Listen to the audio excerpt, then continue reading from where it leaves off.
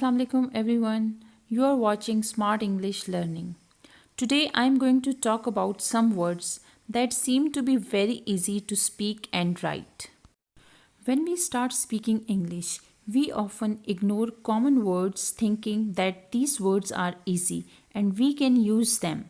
While this is our big mistake.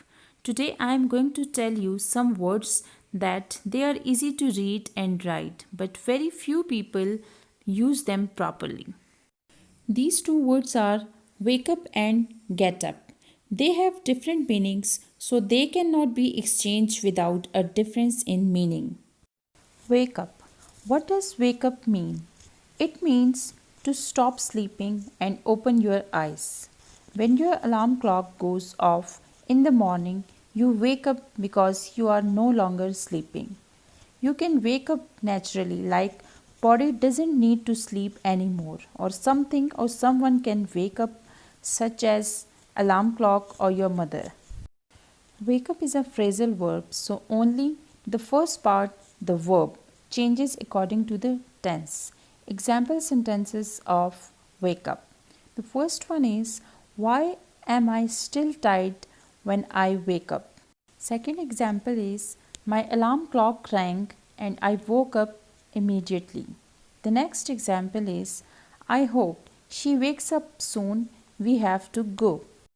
Another use of wake up is to wake someone up. It means to cause someone to stop sleeping. The person that is being woken up is placed between the words wake and up. Often an object pronoun is used instead of the noun. Example sentences of wake someone up are, the sound of the baby crying woke me up.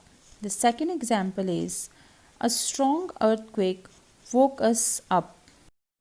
Next word is get up. To get out of bed, usually to start your day. Get up can also mean to go from a lying position onto your feet. Example sentences of get up are, this morning I got up earlier than normal. Second example is, I got up in the middle of the night to find myself another blanket because I was cold.